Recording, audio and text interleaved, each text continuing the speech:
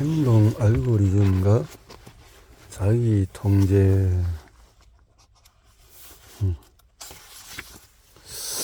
정말 의지력이 문제일까? 사람의 본성은 비슷하다. 차이를 만드는 것은 각자의 습관이다. 공자. 자기주도적인 삶을 살아가는데 가장 큰 장애물을 파악했으므로 이제 행동 영역에서 심리 건축의 핵심으로 들어갈 수 있다.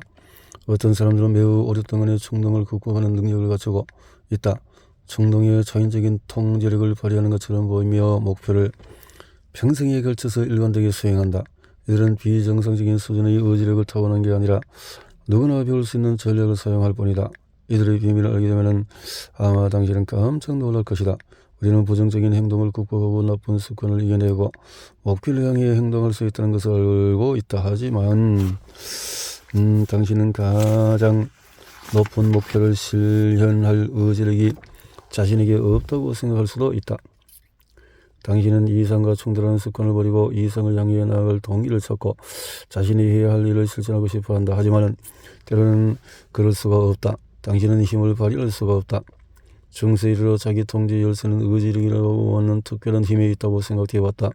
우리의 내면을 스스로 억제하는 신비로운 에너지는 가장 강한 충동에 저항하게 해주고 정말 중요한 것을 향해서 행동할 수 있게 해준다. 사람들은 내 의지력이 근육과 같다고 말한다. 권력을 사용할 때는 점차 고갈되지만 더 많이 단련할수록 장기적으로 더 강해진다. 의지력은 사람의 혈액 내 포도당과 같은 성질이 있다. 포도당이 고갈될 수 있듯이 충동에 저항하는 능력도 고갈될 수 있다. 당분이 함유된 음료를 마시면 에너지를 일시적으로 보충할 수 있지만 장기적인 자기 통제 능력을 약화시킬 것이다. 건강한 식단과 적절한 수면이 도움이 되지만 근육과 달리 의지력을 자주 사용한다고 해서 반드시 그 기능이 향상되는 것은 아닌 듯하다. 더욱이 의지력이 자기 통제의 열쇠라는 개념의 가장 큰 역설은 자기 통제 능력이 매우 뛰어난 사람들은 의지력을 사용하지 않는다는 것이다. 격언이나 교훈 중에서 욕망을 극복하고 합리적인 목표를 추구해야 한다는 내용이 많다. 이런 말을 들을 때 우리는 욕망을 극복해야 한다는 생각이 착각일 수 있다는 것을 깨닫지 못한다. 실제로 우리는 충동에 잘 저항하지 않는다. 무엇을 하든지 가장 강한 욕망에 항상 굴복한다. 이런 우리가 자신을 통제할 수 없다는 의미가 아니라 자기 통제의 힘을 활용하고 싶다면 자기 통제에 대해서 생각하는 방식을 바꿔야 한다는 의미다. 니체는 모든 존재는 권력을 위해서 경쟁하고 대립하고 투쟁하는 수많은 충동의 총합으로 볼 수 있다고 생각한다. 그는 개인이 이런 충동을 극복할 수 있는 단호한 의지를 지녔다는 것을 부정했고 오히려 가장 강력한 충동이 항상 승리하여 우리의 행동을 결정한다고 주장했다. 그리고 자기 지배의 열쇠는 이성이나 의지력을 사용해서 충동을 억누르는 것이 아니라 이성을 추구하는 방향으로 충동을 조절하는 데 있다고 강조했다. 이성적인 상태는 개인의 정념을 통제하여 가장 높은 목표로 향하는 상태라고 봤다. 충동에 대한 니체의 견해는 매우 원숙하다. 격렬한 의지와 싸움보다는 올바른 행동을 하고 잘못된 행동을 피하는 것이 훨씬 창의적인 설계 과정이라고 할 수 있다. 우리의 충동 중에서 어떤 것은 이상에 부합하고 목표를 달성하는 데 유용하다. 하지만은 그것이 원초적으로 가장 강력한 충동은 아니다. 바람직한 충동이 승리하기를 원한다면 더 강한 욕망을 길들이고 소음을 차단하여 자신의 가치관이 속삭이는 소리에 귀를 기울여야 한다. 자기 통제와 좋은 습관의 비결은 이런 욕망을 관리하고 훈련하는 데 있다. 최초의 동기는 행동을 새롭게 프로그래밍하기 위한 지렛대다. 어떤 상황의 충동을 촉발하려면 그 상황과 마주칠 뿐만 아니라 동기의 주의를 기울여야 하며 그 동기를 바람직한 것으로 해석해야 한다. 또한 특정한 행동의 즉각적인 결과는 습관을 형성하는 데 중요한 역할을 하며 습관을 바꾸도록 설계할 수 있다. 충동의 강도는 동기에 대한 우리의 반응과 즉각적인 보상의 강도로 결정된다. 예컨대 편의점 진열대에 놓인 사탕은 아이가 갈망을 느끼고 손을 뻗게 한다. 이때 즉각적인 보상의 강도는 인풋과 아웃풋 사이의 연결을 강화한다. 이런 보상의 충족도는 부족을 결과라고 한다. 그리고 많은 경우의 목표의 재평가와 재구성은 우리에게 불리하게 작용하는 욕망을 유리하게 작용할 수 있도록 바꿀 수 있다. 이런 지렛대를 활용해서 충동을 조절하는 능력이 자질력의 핵심이다. 더 현명한 전략을 사용하고 기존의 욕망과 감정의 강도를 조절함으로써 목표를 효과적이고 효율적으로 성취할 수 있다. 그러면 올바른 방향으로 에너지를 공급하도록 충동을 사용하고 충동이 우리를 오도하는 것을 방지하는 데 점차 능숙해진다. 앞서 충동은 바람직한 삶의 안내자가 될 수 없다는 걸 살펴봤다. 또한 감정적인 평온함은 우리에게 불필요한 고통을 주지 않도록 이런 욕망을 조절하는 능력이 달렸다는 것도 살펴봤다. 이제 충동을 활용하는 방법을 배울 시간이다. 인풋 환경을 재설계해라. 우리는 세상을 설계하고 세상은 우리에게 반응하며 다시 우리를 설계한다. 머지않은 미래의 가상현실 환경은 물리적인 세계를 뛰어넘어서 우리 경험의 중심지가 될 것이다. 이는 우리 환경의 모든 측면을 누군가가 설계한다는 것을 의미한다. 우리는 환경을 소프트웨어에서 환경, 적극적으로 구조화해서 행동 알고리즘을 형성할 수 있다. 이 프로세스를 통해서 원하지 않는 행동을 유발하는 인풋을 피하거나 원하는 행동을 유발하는 인풋을 만날 수 있다. 그러나 환경 설계의 목적은 단순히 부정적인 신호를 피하는 것이 아니라 습관을 형성하기 위해서 신호를 사용하는 데 있으며 이는 불가피하게 위협이 발생할 때 우리를 든든하게 해준다. 우리는 상황을 선택함으로써 자신의 행동에 영향을 미칠 수 있다. 알코올 중독자는 애초에 술집에 들어가지는 않는 선택을 할 수 있다. 비만을 걱정하는 사람은 누텔라 땅콩잼을 구매하지 않을 수 있고 적어도 침대 옆 테이블에 놓지 않을 수 있다. 수다 철학은 환경 조건과 관계없이 인간의 의지만이 가치 있다고 생각했을지 모른다. 그러나 환경의 역할을 무시하면 자신에게 해가 된다. 내부 세계가 우리의 초점이 될 수 있지만 그렇다고 외부 세계와 아무 관련이 없는 것은 아니다. 우리 주변의 세계는 우리에게 상당한 영향력을 미친다. 사람들의 조작에 저항할 수 있지만 환경의 영향을 모두 없앨 수는 없다. 먹고 싶도록 욕망, 폭식 이렇게 된다는 거죠. 당신이 소프트웨어를 병행하려면 당신에게 도움이 될 환경을 만드는 것이 중요하다. 당신의 삶은 생각과 선택의 산물이다. 벤자민. 환경을 통해서 자신을 설계하는 한 가지 중요한 방법은 자신이 함양하고 싶은 가치관, 특성, 습관을 지닌 사람들과 교류하는 것이다. 통계적으로 볼 때 주변 사람들이 과체중일수록 당신도 과체중이 될 가능성이 더 크다. 당신의 생활 공간이 어떻게 구성되어 있는지 둘러봐라. 그 공간이 어떤 행동을 촉진하고 어떤 행동을 가로막는가. 당신이 시간을 보내는 물리적인 공간이 당신이 지향하는 목표에 부합한다고 말할 수 있는가? 디지털 환경도 당신을 형성한다.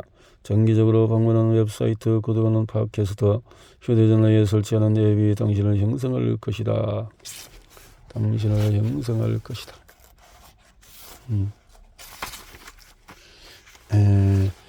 아마 당신도 마시멜로 시험을 들어봤을 것이다.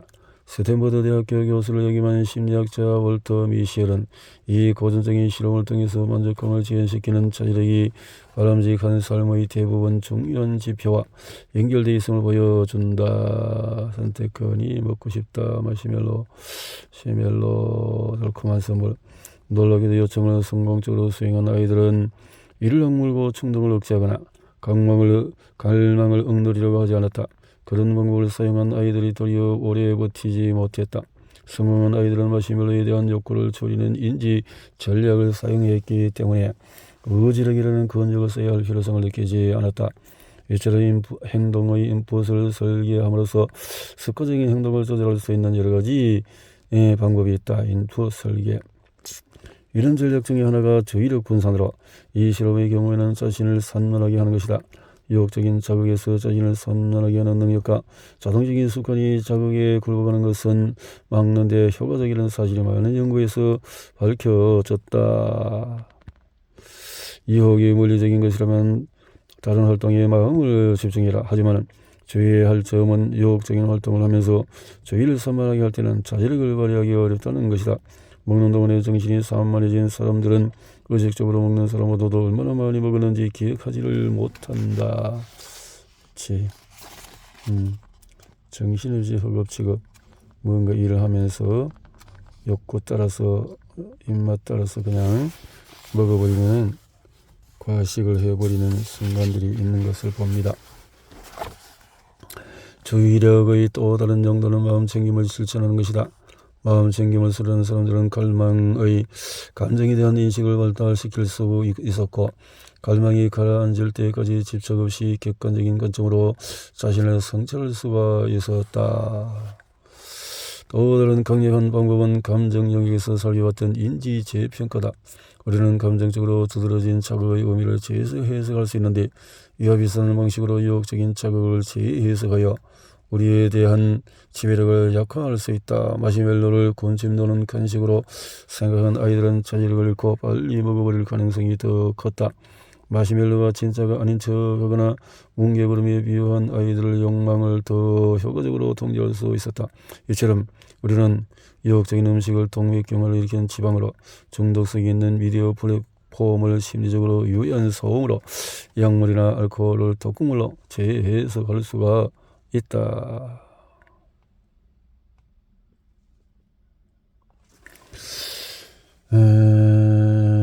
행동을 변화시키기 위해서 병행할 수 있는 세 번째 인풋은 감정이다. 괴로운 감정을 해소하려고 특정한 행동을 하는 사람들도 있다.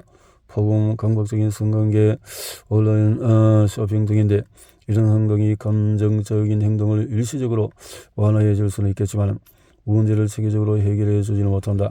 가끔 약속을 까먹거나 맥도날드에서 빅맥을 허겁지겁 먹는 정도라면 사소하게 여길지도 모른다. 하지만 훨씬 더 심각한 상황도 있으며 심지어 생명을 이어갈 수가 있다.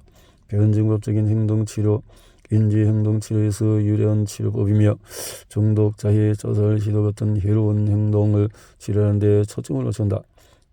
DBT의 핵심 요소 중 하나는 행동 연쇄 분석으로 알려져 있다. 행동 연쇄 분석으로 알려져 있다. 이렇게 해서 데이트에 대해서 이야기하는 동료들에서 외로움과 삶에서 벗어나고 싶다는 마음과 슬픔과 또 불안함과 이렇게 해서 기분이 나아질 거야 등등을 후회하고 이렇게 하는 앞에서 살펴본 감정을 조절하는 데 사용되는 모든 방법은 행동을 변화시키는 도구로 사용할 수가 있다.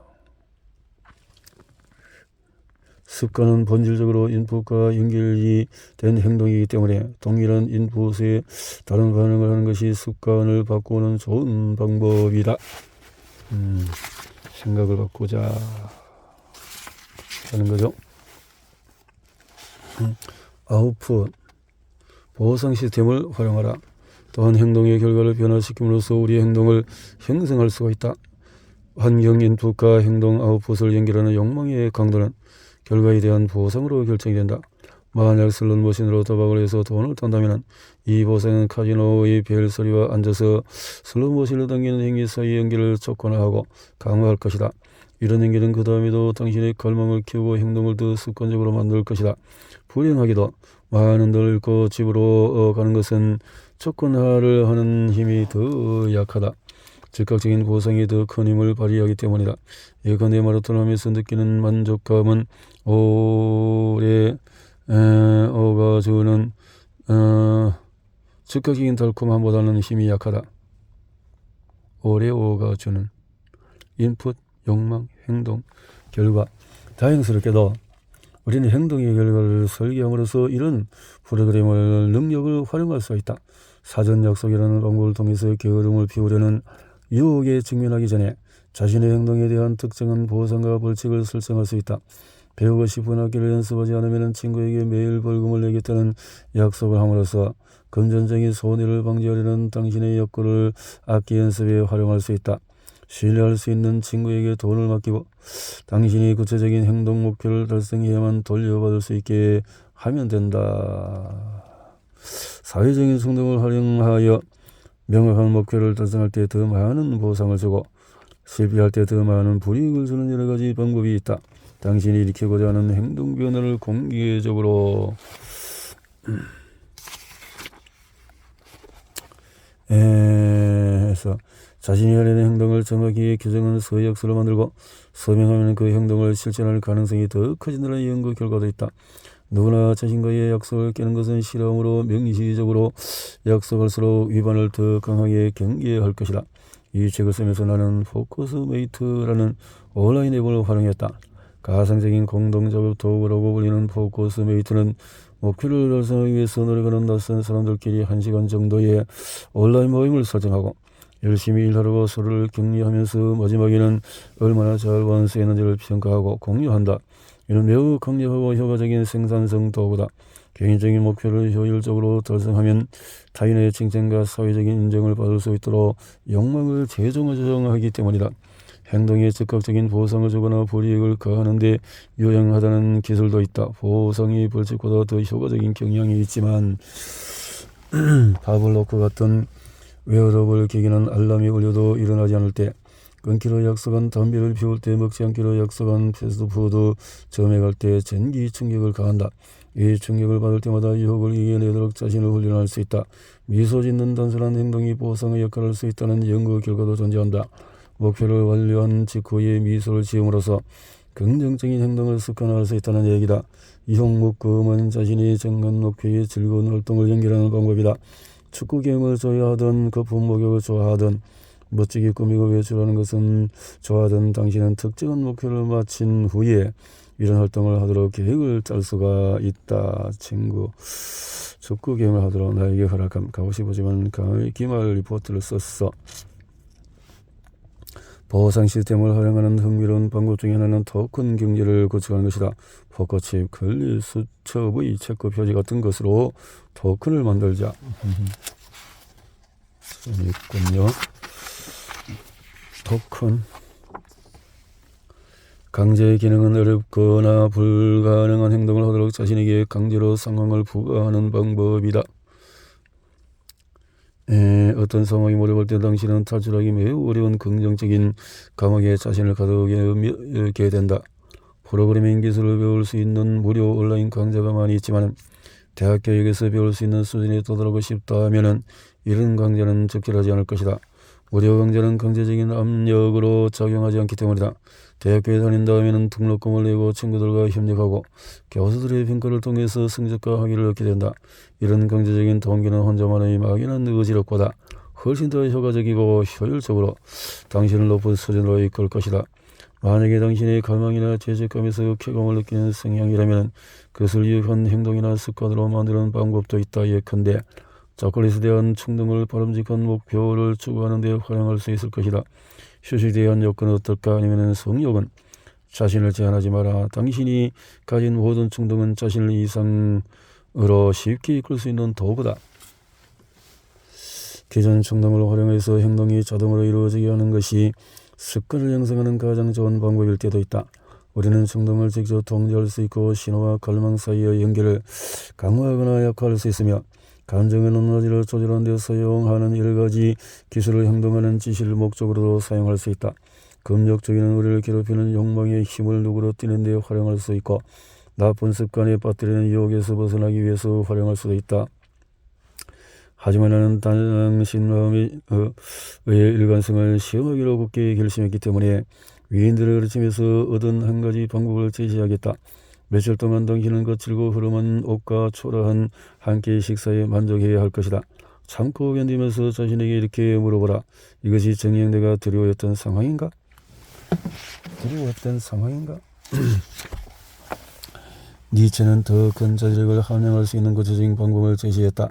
한 가지 방법은 세네카가 언급한 단식이나 금욕이다. 또 다른 방법은 일정한 시간을 정해서 특정한 욕구에 탐닉하고 그 외의 시간에는 엄격히 자제하는 것이다. 니체가 제시하는 흥미로운 방법은 고통스럽거나 불쾌한 생각, 시간이 지남에 따라서 행동과 생각이 서로 연관되고 그에 따라서 욕망이 우리를 이끌린다. 만약에 어떤 감정이 어떤 행동과 연결된다면 그 감정은 행동을 강화하거나 약화하는 데 활용할 수 있다. 다른 사람들이 당신의 잠재력을 의심할 때 당신이 느끼는 분노도 활용할 수 있다.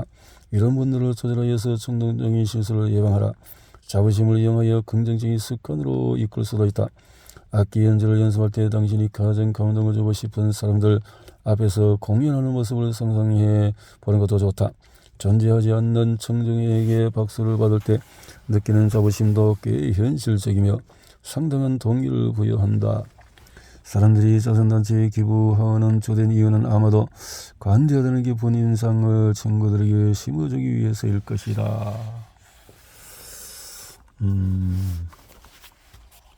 보세요. 자,